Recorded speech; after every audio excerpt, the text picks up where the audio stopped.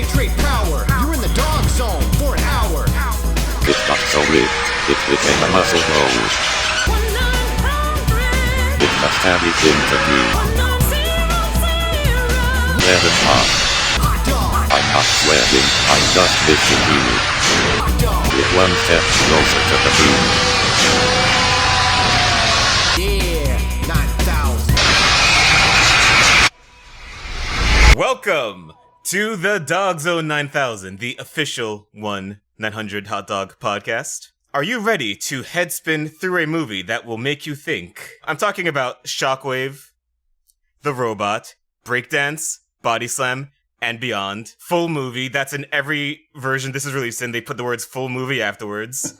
There aren't as many Shockwave-ologists as there need to be out there, and I am hoping to correct that with this podcast effort.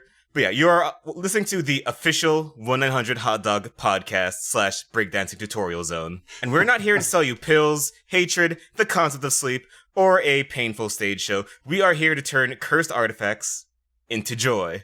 It's kind of like psychic recycling. We're keeping what we can of the intellectual environment alive. Here on the last comedy website, aka the only reason to open Firefox because everything else is either fire or someone holding a gas can, there are 5 weekdays with 5 comedy articles.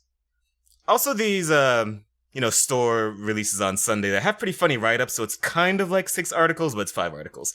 Essentially, these 5 articles are a way to separate commutes from insanity, or meetings from insanity, or shifts from insanity. It kind of just depends how willing you are to be fired. And this week's topics include comics where billionaire children exploit the poor, comics where a therapist exploits actresses, Nintendo exploiting children, YouTubers exploiting morons, and Jordan Peterson's estate exploiting Jordan Peterson. That is a whole... Oh yeah, that one was mine. Cracked. Yeah.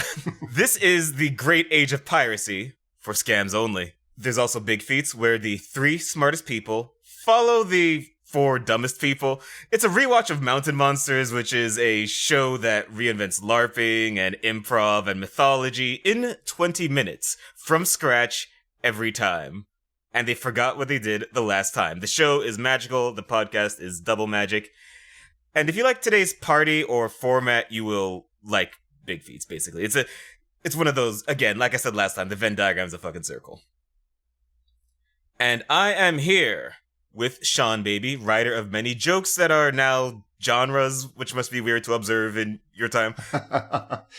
I guess that's true. I did invent, I guess not with the internet you know now, but the good internet, that was me. Yeah, like that nice period before everyone was really just staple gunned to trying the same 3 tweets in different formations. That was him. And his partner, Robert Brockway, is currently training an all-hunk breakdancing team to win a dance contest to save a community center. That one's not even a joke. That's literally what he's doing. Yeah, I hope they win. It kind of hurts that I wasn't, invited, but I kind of get it. My top rock was never that good. I was sort of just more like the stunt guy the camera pans to for a second to do a backflip. Right. He's all finger touch. It's just straight Jabberwockies or like a K-pop music video from 2017. I shouldn't say from 2017 because they are still spamming that, but whatever. Finger tutting is one of nature's greatest punchlines. I thought I was name dropping something super cool. I'm also here with writer, comedian, critic, and Veronica survivor, Brendan McGinley. Hello, Interbaby. I'm Brocknet from the Sean Way, and you're listening to the DOGGZZONE 9999. We only leave you 1 point from 10,000, so you have somewhere to go. I've been sitting on that for 3 years. I love it. It's the weirdest show intro. Fantastic. It's nice to have you back on, Brent. It's been forever. It's good to be here. Yeah.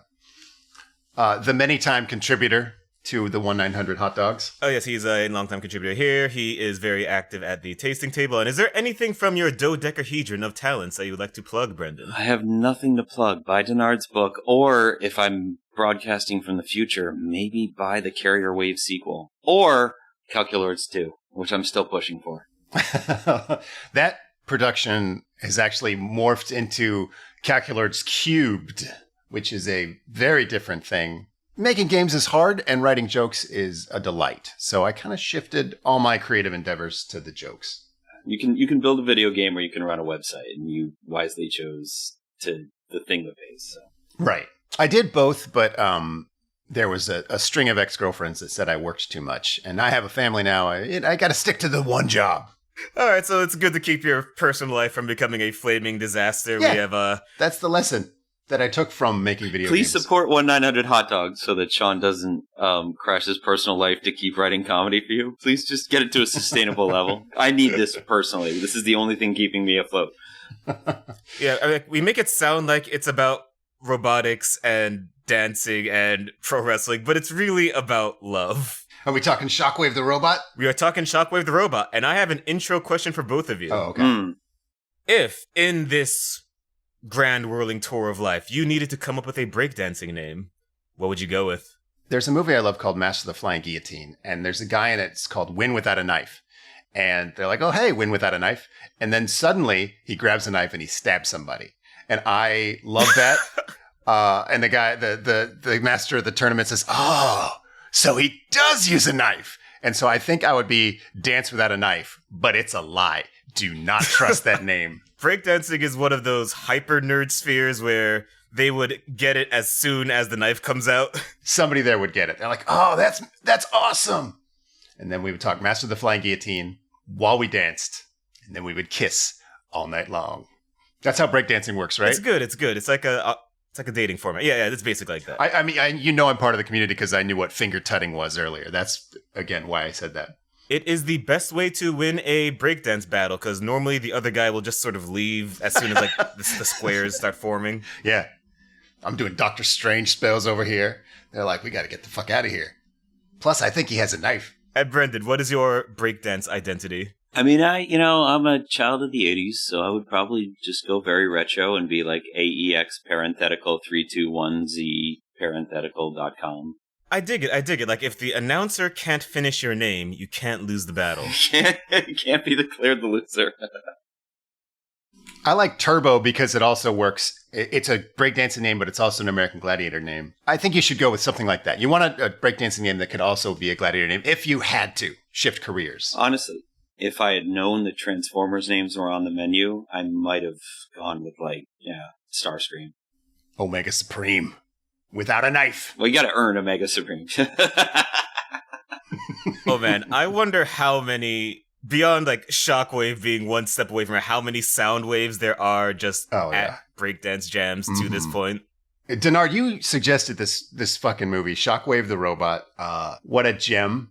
There was something in the credits, after the credits rolled, I think it said Breakdance Body Slam and Beyond, but the very second that subtitle showed up, they exploded off the screen. So maybe it did say something cool, but I'm pretty sure I saw the words Breakdance Body Slam and Beyond. Yeah, that is the subtitle. It is incredibly easy to miss because this movie is determined to sprint through everything that is considered set up in like the mortal world. What an unmitigated, terrible disaster. Produced by Shockwave the Robot, it says. So I guess we know who to blame for this. He is a intergalactic killing machine because I do find Shockwave the Robot in the forest, just chilling, I guess. Yeah. So he, if I'm understanding this correctly, the start of this movie, he crash lands. It starts with this, overexposed shot of some woods filmed on a camcorder, and then, an army man is running through the woods. Yep. But not like an action hero, like a baby trying to outrun a full diaper. That's what it says in my notes. I'm just reading what I wrote down. So he goes inside the spaceship. And what really struck me about this scene is he keeps talking into his walkie-talkie, but he's not using the correct terminology for fucking anything. And the things he says doesn't make sense. He's like, I need this area cordoned off. And I'm like, what are you talking about? The outside? Nobody knows where you are, buddy. Just the little details where you're like, oh, the person who made this is a fucking idiot. Maybe in a good way.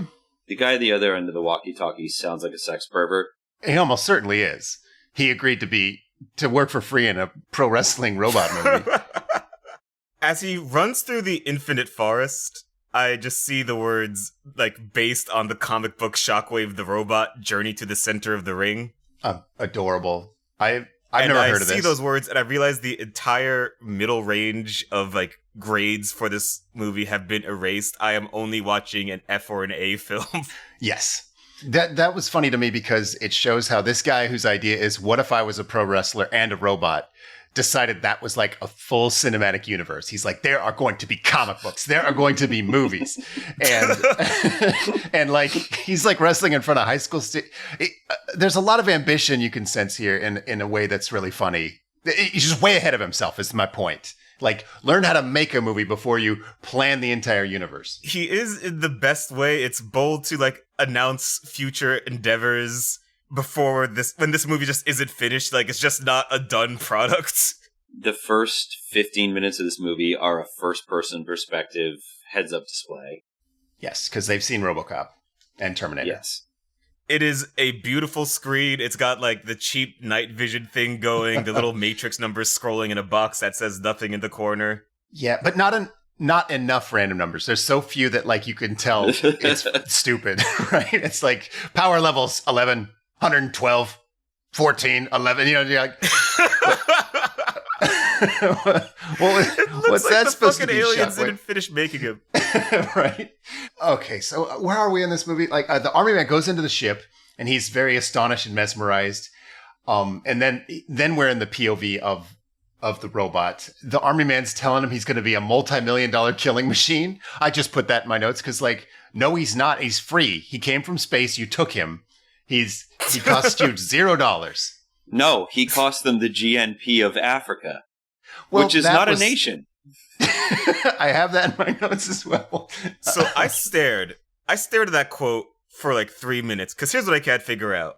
Like, is this the normal kind of bad where they just wrote Africa as a country, but this is also like a bad comedy? Mm-hmm. Is one of its 6 genres. So is it doing the stock joke about someone calling Africa a country? And I'm trying to figure out the exact level of fucking stupid here. I give it no credit. I was not generous. In any case, I always assume they fucked up just because they fuck up so often. But you're right. It could have been a very funny joke. There's a lot to this movie where you're like, do they know? Are they going to the top of it and just falling downhill? Or are they climbing the mountain and then losing their grip? Right. It's an amazing, almost like Russian montage film from like the first 2 months that cameras existed, where they're just shooting shit, because it jumps genres 6 times. Like you talked about it running in the forest. And then it enters this like man's eye comedy sketch thing. Yeah, they're doing like a vaudeville routine where they're doing like comical misunderstandings with the programming. Like he's like, hey, go over there and grab that guy. And the robot's like, okay, I'll grab him. He's like, disarm him. And he tears his arm off. Like, oh, right. We should have put that a better way. It's hard to describe how stupid it is. I think what sucks about this right now, the movie does get fun, but right now it's the part of the movie no one wants to do. Like you have this idea to make a breakdancing robot movie and that sounds so fun. And then you get together and you realize theater's kind of hard and nobody can act and your friends don't want to be there. They have to keep saying the dumb lines till everyone gets them mostly right. So you could like tell these people are not having fun. They didn't know it would suck this hard. It's not like watching a Rudy Ray Moore movie go off the rails where you're like, oh, these guys are having the time of their lives. This is just people miserably doing something that they realize they hate. I think that's very accurate for like the first 2 segments of this, because this movie is very schizophrenic, and I think movie 3 and movie 6, they're like, this is the greatest thing we've ever done. We're fucking geniuses. I am so happy this is real. Yeah. See, that's interesting because you think there's 6 movies, and I have down here there are 3 movies, and it's not Act 1, Act 2, Act 3. It's not Hegelian thesis, antithesis, synthesis. It is very specifically a Short Circuit, a Save the Last Dance, and a Universal Soldier. Hell yeah, that makes sense. I think that is a totally fair summary of it. I guess I am tracking it more by literal plot or tonal shifts. But in the jump cuts, I think you could say those 3 snakes are winding into a fucking knot here. I did take a clip, try to explain this first part. Let me just play this. All right, next. ETR1, please look in front of you. You will find a target. That target is what we will use for the firing purpose for today's experiment. And when I command you on my command, I will say fire. I will press the button. You will fire at the target. Are you ready? ETR1, fire. What the? It's really good dialogue. Fire. Sanders! ETR, fire at the enemy. Sanders! No, ETR, target. Okay. He shouldn't have said enemy because there was a private that was designated enemy. So you can see how the comedy is like set up. And then the punchline is that a guy gets shot. Now, I did spoil this one. You would have seen it coming anyway, but I'll play the clip of how this escalates. Okay, ETR1, this is your enemy. He has a weapon. We need you to disarm the enemy. The robot kind of screams when it moves. There you go. It's like that. Sanders! Wait a minute. Yeah, so they're doing like a fucking like a Gilligan thing, like Gilligan, like I don't know. When they were hunting for a Justin Roiland replacement, he accidentally has that screechy lemon grab voice. Yep. Also probably has some sex crime problems, if I'm guessing, if I had to guess. I wrote down private weed dealer, but yes. No, private weed dealer's cool. He presents something other than military discipline. This has fallouts all over this department. This is called the Department of U.S. Illegal Aliens or something that I can't remember. But here. Do you want to end up like Sanders? Sir, no. I have a wife and 2 kids to take care of. You have got to understand, my office has done everything we possibly can. We've done everything we can. Doyle, I must be having hearing problems. Are you telling me that after we've spent more money than the gross national product of Africa, this robot is a paperweight? Sir, we have our top men working around the clock, double shifts, and we still have not managed to breach his primary protocol. Breach a protocol? Doyle, breach of protocol? Do you want to see a breach of protocol? Wait a minute, Doyle. Wait a minute. You know something? I'm not being fair to you. You're right. I'm asking too much of you. I know you're overworked. I'll tell you what. Why don't you take a couple weeks off? You can feel the menace building. Spend some time with the family. Don't be fooled by this. Throw some burgers on the grill for the kids. When you come back, you can then give me a status update on the robot.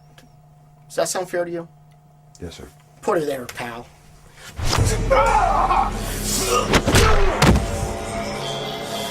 Doyle! You're gonna learn the lesson that Sanders learned!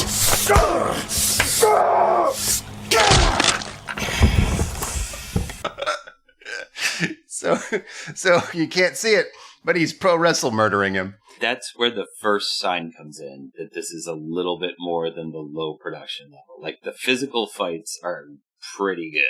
Yeah, they're all pro wrestlers. Every actor here is a pro wrestler. So when they fight, it's pretty good. Just a beautiful dropkick will come out of nowhere from a guy who just flubbed a line about fucking 4 words long. Can't land a joke, but they can spin you around a fire escape. And it's weird because that they can't even fucking land a promo. Like, I'll show you a breach of protocol. Like, that should be something a pro wrestler could say and mean. But no. Well, there is a chance that this movie was not written as much as it was felt. Yeah, I do think there's some improv going on. But again, I feel like that scene could have been better with another take, at least. Just give it another shot. I don't know. Yeah, it's very strange for something that is as much of a ego project as this is, because this guy, like this Shockwave guy, now that we've dropped the pro wrestling veil, 1 of 7 in this fucking movie, Shockwave the robot was like a wrestler in Japan and America, like all the sort of, not literally JCW, but like that tier of promotion. He like ran the circuit. This is his sort of mid to late career. It's time to take Shockwave to the next level. Yeah. And he very much is not taking Shockwave to the next level. Shockwave is already way above his level. No, the wrestling is fine. Like, if I was at a local wrestling show and Shockwave the Robot came out, I'd be like, oh, I like Shockwave the Robot. You know, he's better than generic guy in blue panties, you know? That is true. That's true. Context is kind of everything. And if he can move in that suit, I could see him being a diversion in a lot of places. He looks like AliExpress C-3PO. Yeah. That's a really good way to describe him. The way that he moves is, unfortunately, imagine like a popper, as in the dance popping, imitating RoboCop and being very proud of every step. Yeah. So we're not cutting any of this. Every single, like, God, there's some fucking scenes where he will walk across the entire room. It will cut to him in a hallway. He'll go down the whole hallway. And his robot walk is, I mean, whatever. It's a 5 out of 10. It's fine. I think what's funny to me is his butt jiggles a lot when he walks. He's got, you know, a jiggly butt, not in a bad way, but it's a very not robot way. So as he's like robo-copping around, he's like twerking at us. The movie needs to get the plot going, and for some reason they want to do a time jump. So they give the robot to the dumbest soldier. He's like, derpy derp, I'll deliver the robot. And he's like, he does a voice like that too. Yes, he does. He's got cross eyes. Immediately fucks it up, delivers it to the wrong spot. 10 years later, like a Mike Judge character delivers it. And it's so weird. Like there's a dusty door that says robot parts. Again, I feel like they're trying to do a laugh thing, but it's mostly just confusing. I'm just like, what am I supposed to be looking at? It's that tonal jackknife from like that Thriller opening, and then they're doing these comedy sketches. Yeah, it's so confusing. I like that delivery guy. I thought he was a good dude. Yeah, he said that he and the private weed dealer, they're cool guys. So he gets delivered to Electric General, which is, I guess, the start of a pun. Mostly looks like a mistake, but if I was a defense trial lawyer for this fucking movie, some of its funnier fuck-ups I would try to paint as like part of the comedy, half of the action comedy thing they go for half the time. But the sense of failure is too strong around everything for me to give a lot of these things too much credit. Yeah, that's a bad job. Don't take defense attorney for this movie. I have the reveal of the robot. It's he pops out of a box in some guy's office. Some guy takes the refrigerator box and he's like, all right, I'll take this refrigerator box of computer parts. And he gets back to work, and then he just bursts out of the box like this.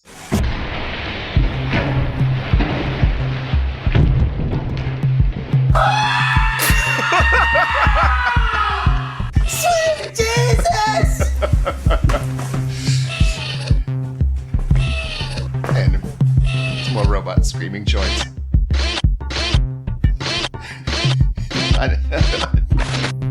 I don't know why I left all the sound effects in. I just really like those.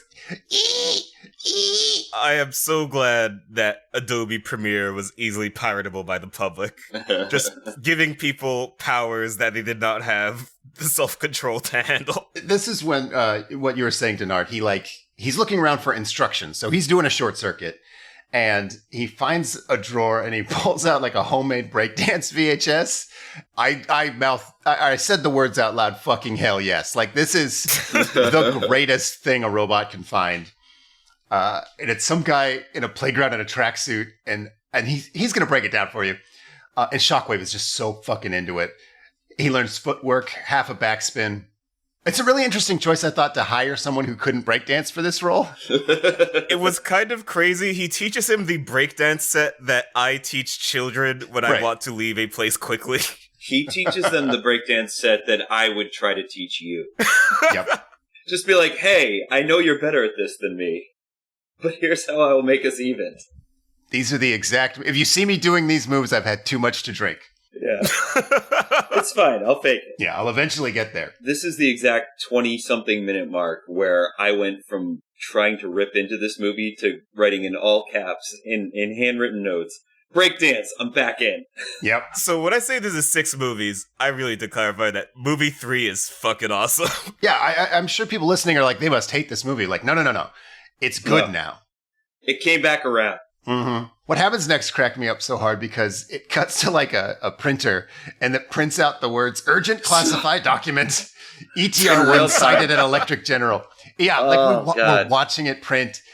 Obviously, I think this is supposed to be a fax machine, but this is so profoundly not how you would send a top secret document.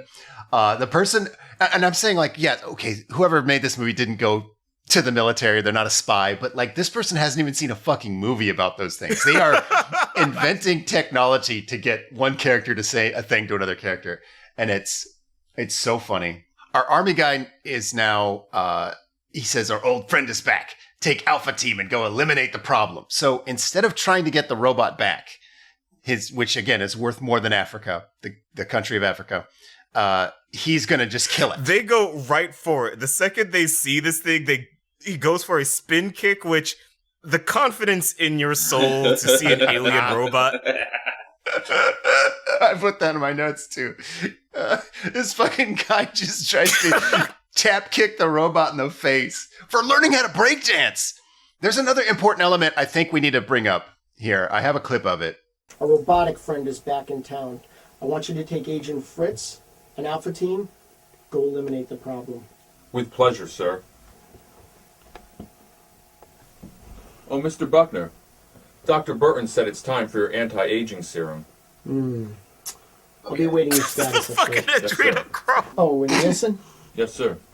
remember, I don't tolerate failure. Yes, sir.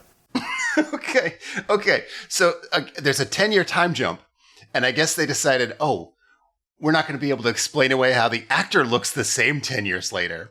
So they add an entire, completely pointless anti-aging thing. Cracked me up. There's a scene of him jamming it into his neck and being like, I fucking hate this.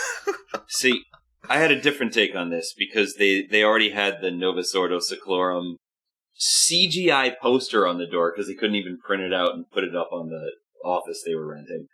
And I was like, this movie legitimately believes in all the conspiracy stuff that's about to happen. Wait, you think they rented an office? This is absolutely a condemned building they found. Whatever direction they went, I know that they were like, but we're not kidding about the conspiracy X-Files stuff. Yeah. They are all in on that nonsense. It is such a wonderful answer to a question that no one asked that it is just crazier than what I was thinking before it. When it comes to his breakdance tutelage, I think some of the language is important. Specifically, yo, this is B-Boy Ronnie, and I have one question to ask y'all. Can you break it down on the dance floor? I thought that was authentic. That's not authentic B-Boy super fly fresh talk? It sounds like somebody who was out of touch in the 80s and alive then, being asked to impersonate like a neighbor. Yeah, this is real fucking youth pastor vibe from this guy. This is like... If you try to teach a child to breakdance for 20 minutes, they will run circles around what this man does in this video footage. It is 100% magical. Yeah, when my daughter was 6, she took breakdancing at her grade school, and she's better than this dude.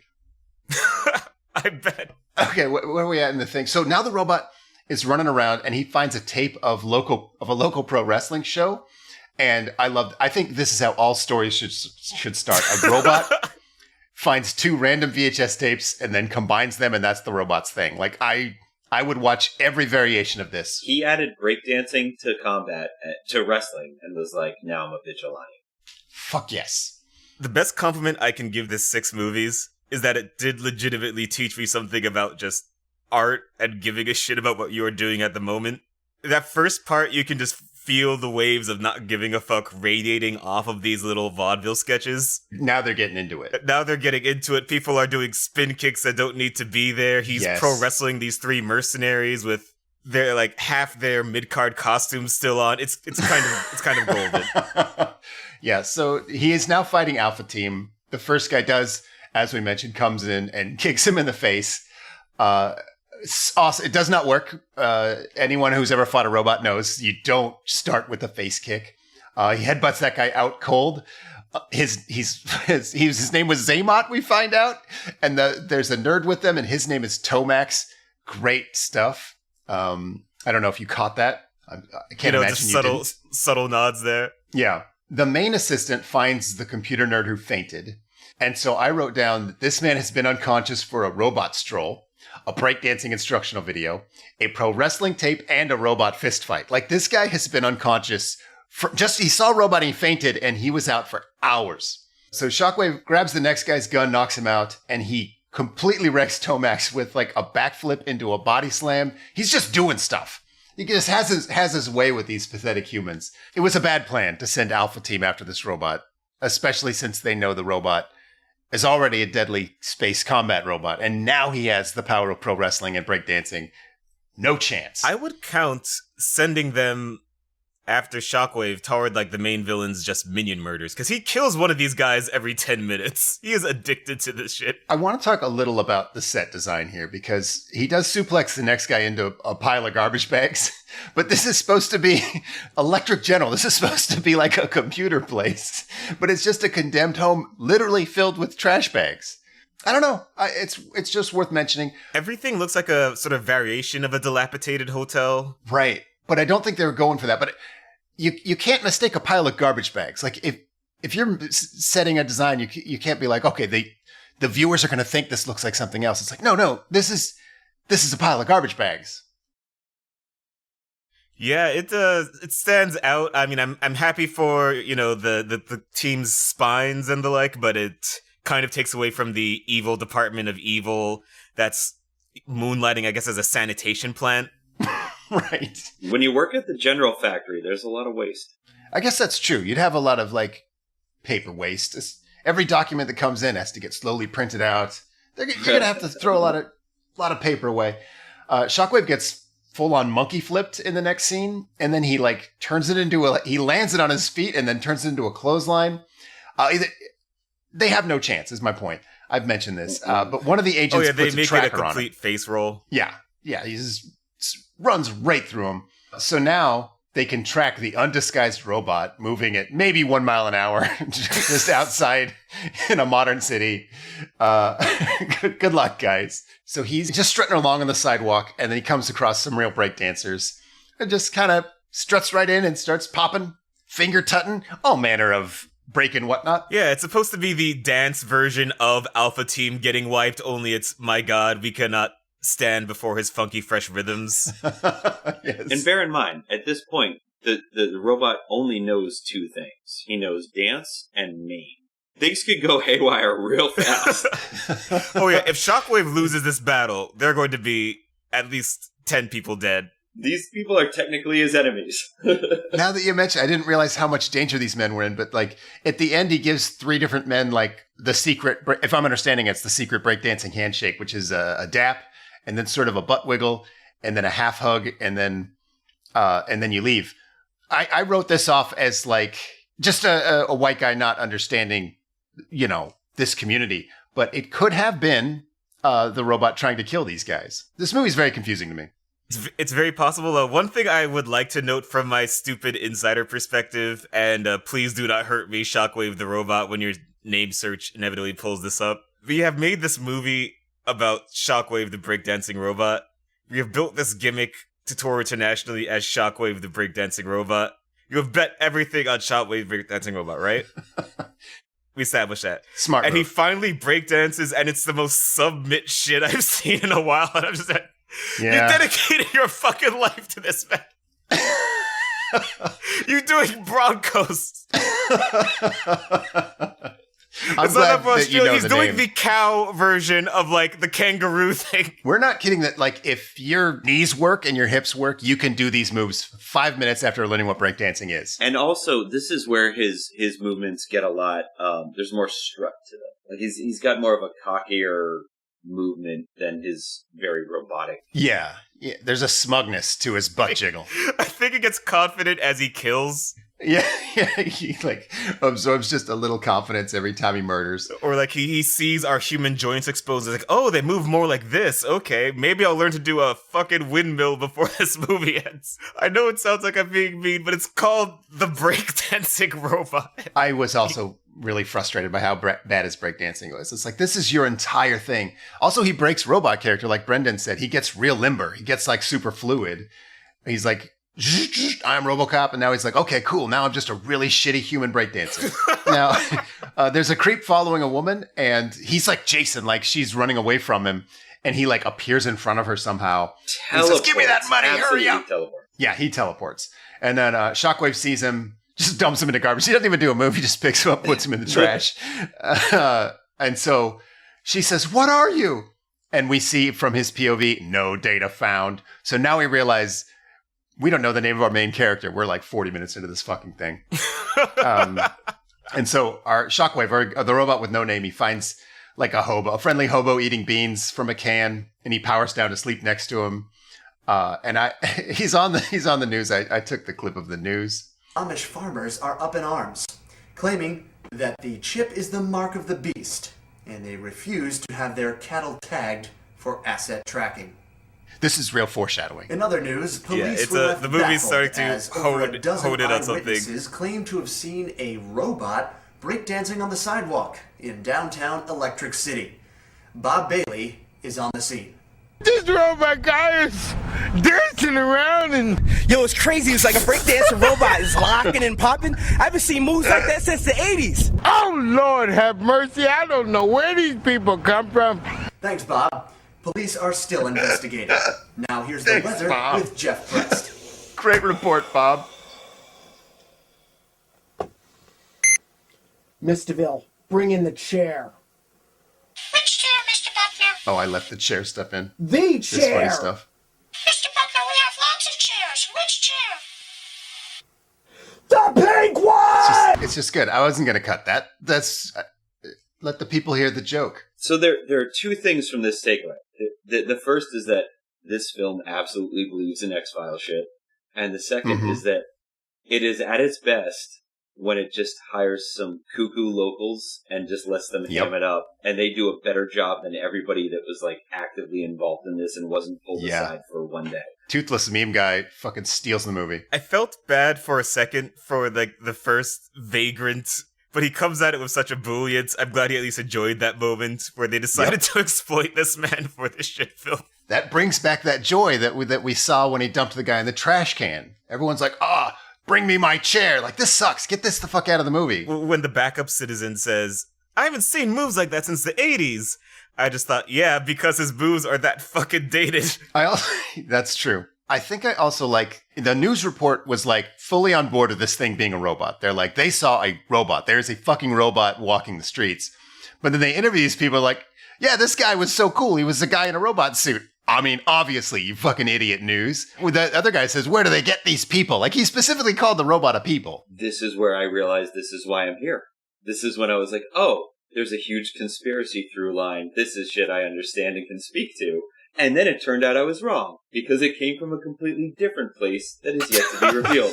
Yeah, it looks like it's going into a Bourne ultimatum kind of place. And no, it's not gonna be quite that smart. Shockwave wakes up next to the homeless guy. They're snuggling. It's not quite implied that they fucked, but a little bit. Can you ever really fuck a robot? It's like a sex toy, you know? It's like... Hell yeah, you can!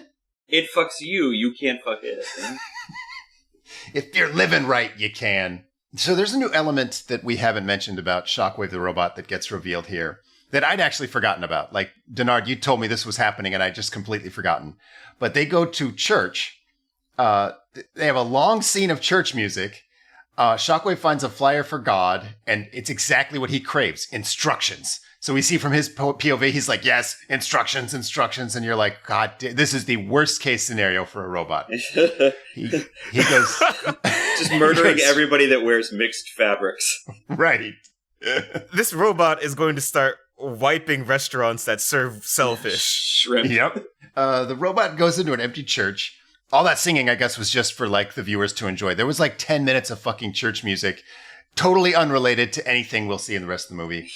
I fully believe all of the equipment for this movie was lent to them by their church. Like, I was watching this for, like, minute 3, and I was like, oh, they let them have their camcorder in exchange for featuring them. Yep. So he's in the pastor's office, and he's, like, learning hymns, reading books, like, but not the Bible. There's a Bible front and center, but he hasn't got to it yet. A pastor comes in, and he is not surprised to see a robot in his office. I have a clip of that.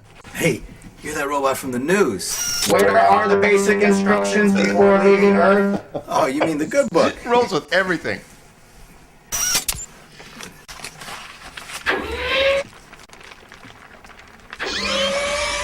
I cannot find the coordinates in here. Why have I not received directions to go home yet?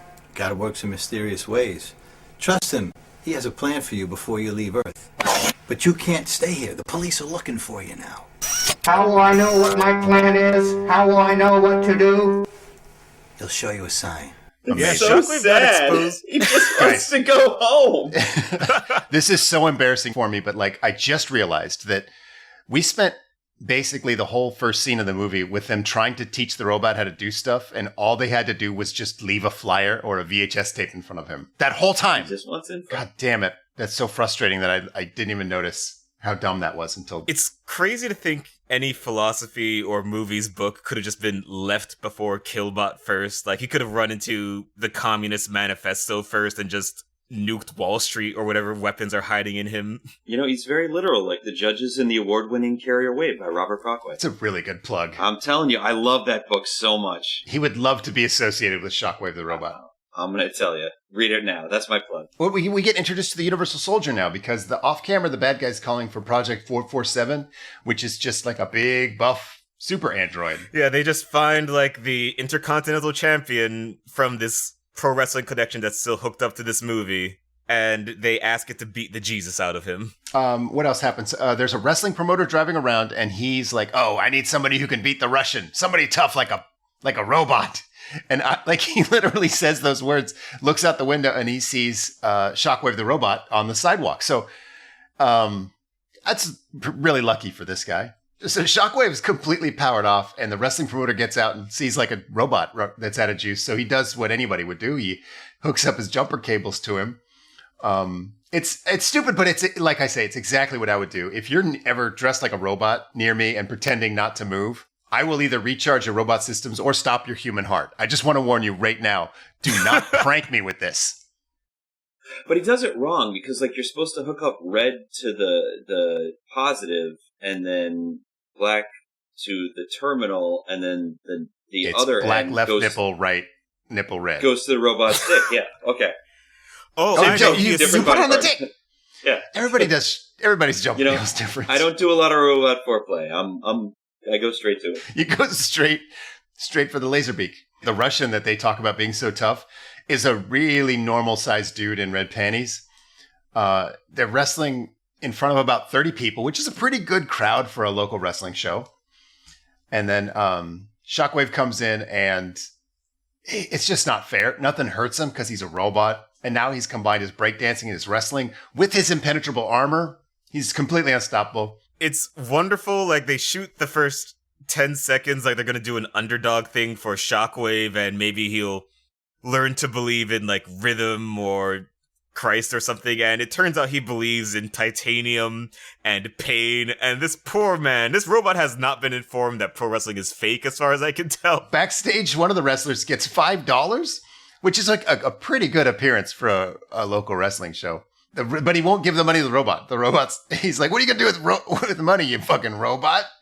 But then he does give him money, and he goes off to buy a sandwich, and I have a clip of that. Brother, how are you? Yo, chickadee chicken, I need a fresh ham sandwich. All right, bro. Thank you. Thank you. All right. He doesn't care that guy's a robot. I like that chickadee chicken. I could have gone for more than this. Perfectly adopted our way of B-boy speaking. But it's like one of the rare times he does it during the movie. I feel like they could have had a lot of bits where the robot is talking to people like that. When he meets the promoter, he does say, "Where's my funky fresh money?" Okay. See, I can't understand him. So Shockwave now meets like a talent scout who saw him wrestle. He's like, "You got to come to LA to our dojo." And he goes through his like multiple choice options of how to get to LA, and he decides to hitchhike because it's the cheapest. And then they just cut to him in LA. Like there's no silly interaction with a truck driver, a pervert or whatever. Like I would have loved to see a cross-country road trip with Shockwave. So he goes to this pro wrestling training, and it's like the world's greatest filmmakers set out to make pro wrestling training look really dumb and boring. And they do a pretty good job. It sucks. And one guy gets a phone call and gets like 720 elbowed the fuck out. And then the coach beats up everybody, but for real. So this is not going to help the robot understand that this is fake. Yeah. I don't think it is in this universe. This might be one of those wrestling movies where the wrestling is real. No Holds Barred, I think the wrestling was real. It happened a lot in the 80s. The kayfabe was like, it infected all the fiction about wrestling movies. That's a great point that it's kind of back and forth about that. Like in the first promotion, I kind of thought that Shockwave thought it was real and the other guy wasn't quite plugged in.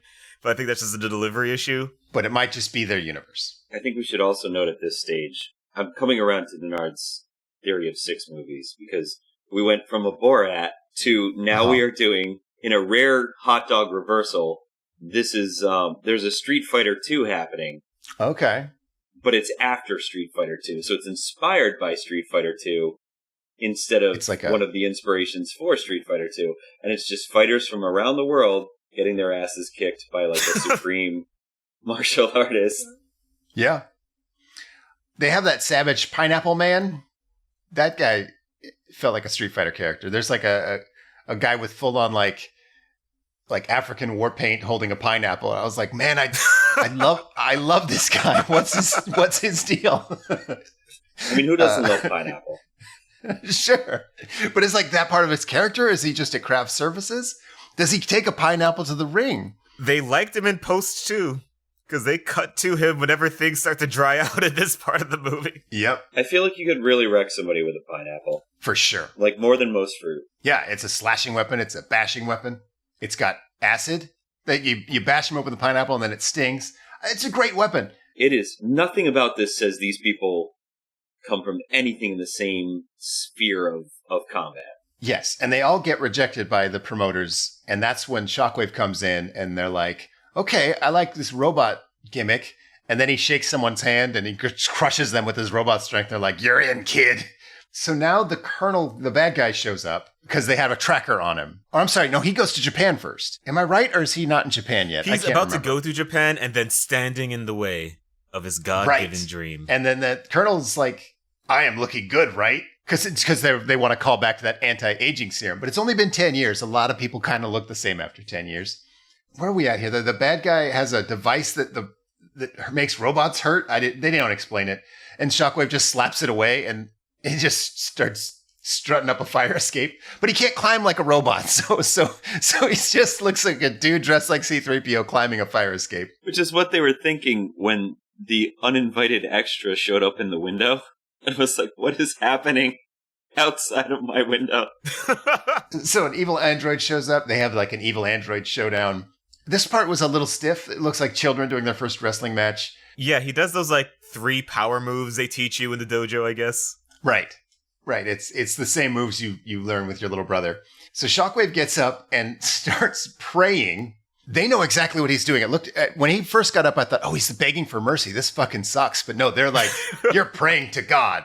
And this is what our guy says. So now you're praying. That's really gonna help. Pick him up. Unbelievable. Let me tell you something, robot. You want to pray to God? You think God is going to help you? Well, I got news for you. There is no God. You see a God here? The only God I see is me.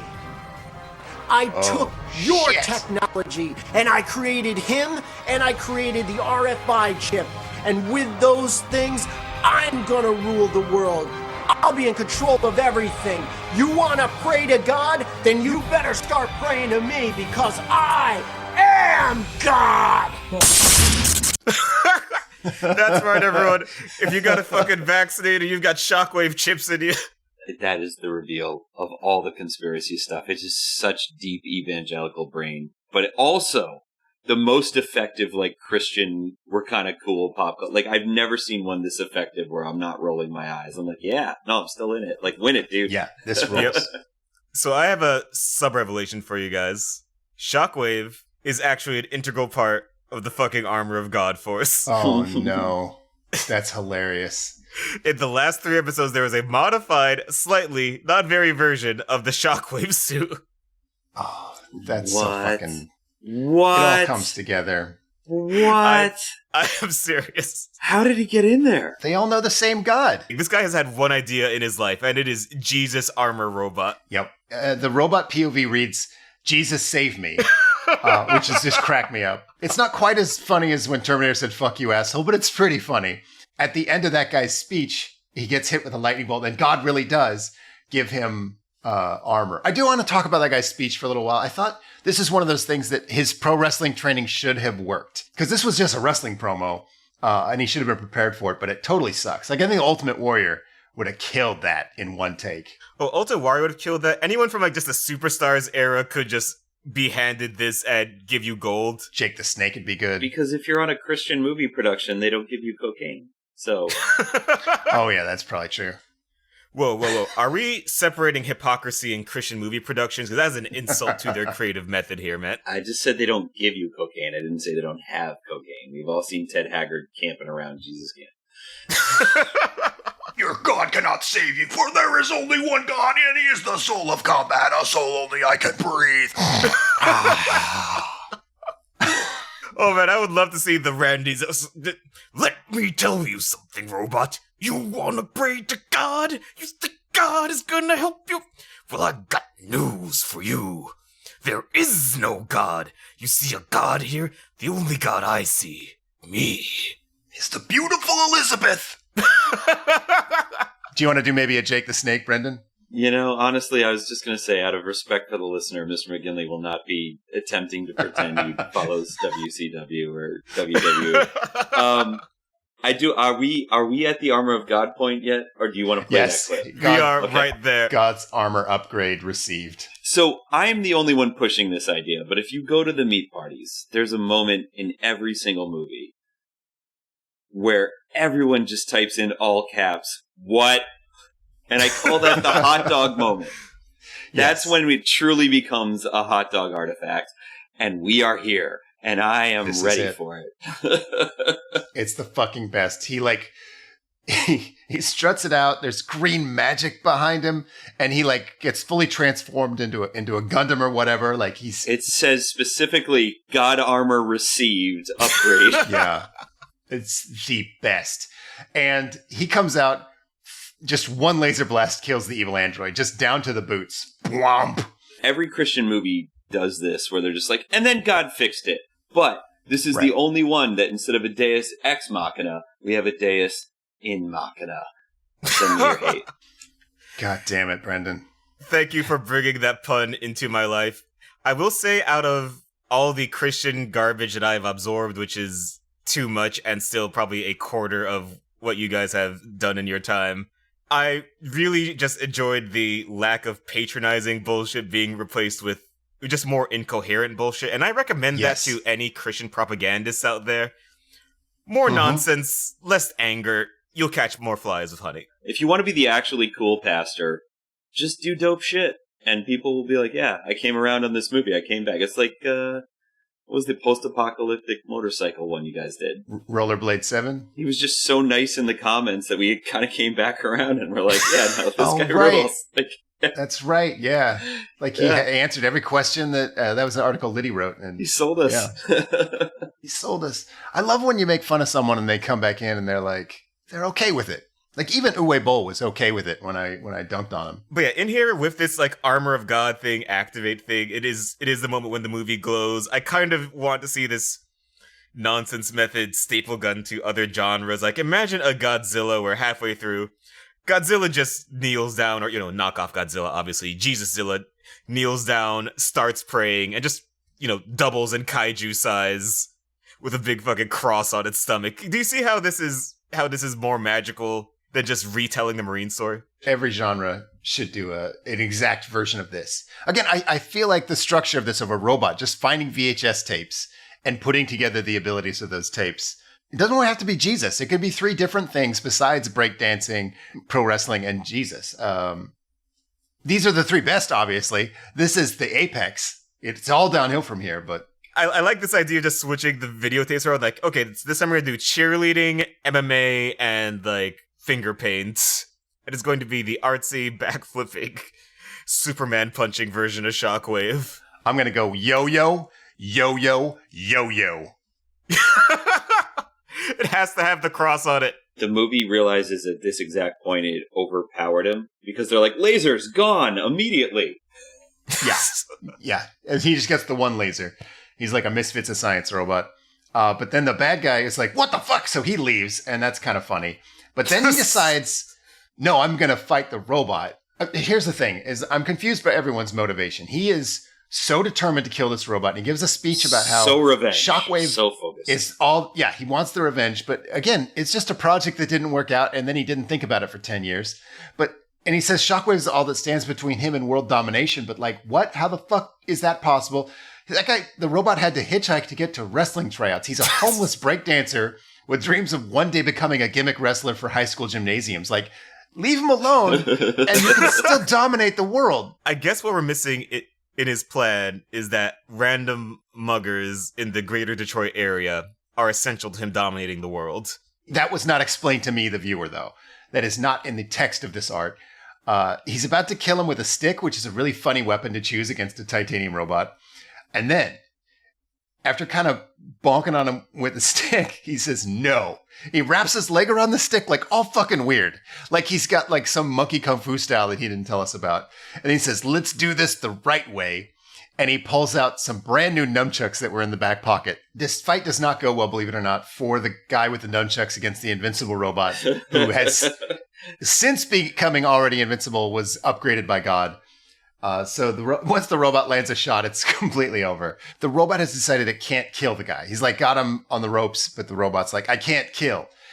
And so the bad guy charges him, and the robot's POV says, James Brown. And so he does the James Brown move. Apparently somewhere along the way, he watched some James Brown VHS, and he does the splits to dodge the stick, and the Colonel hits a fuse box and electrocutes himself. Well, all robots are born knowing James Brown. That's just in the bios. You're probably right. As a mecha ethicist, I have to say, using your dodge parry is still murder. That's true. Yeah, it's some real Batman, Dark Knight. I think James Brown is legally responsible, though. That's true. I'm no lawyer.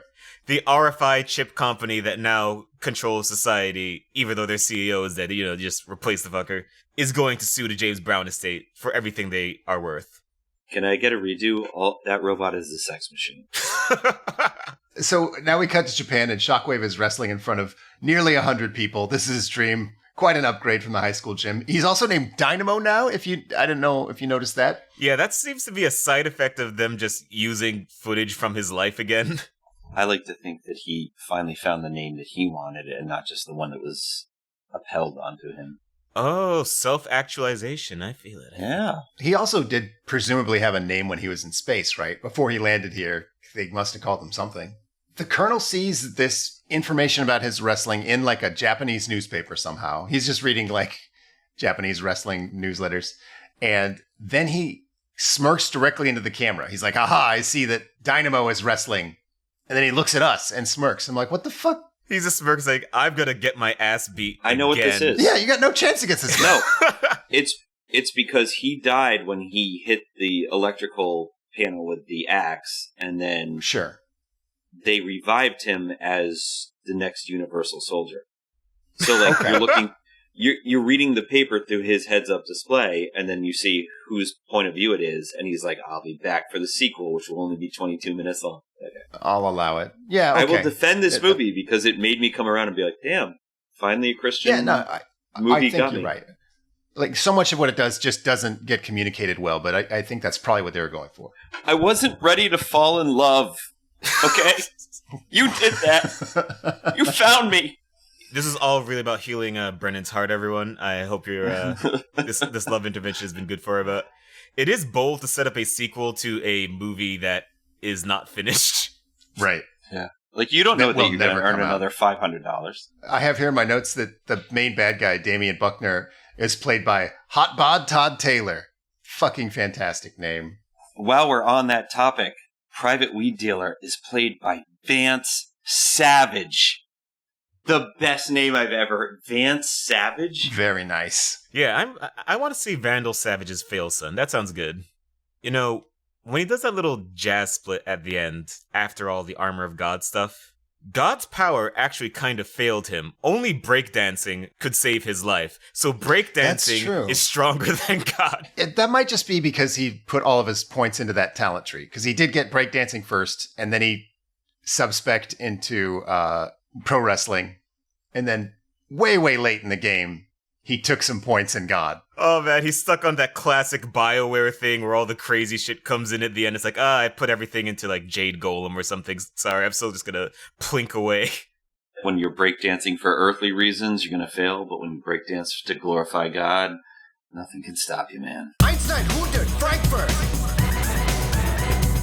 Einstein 100 Frankfurt.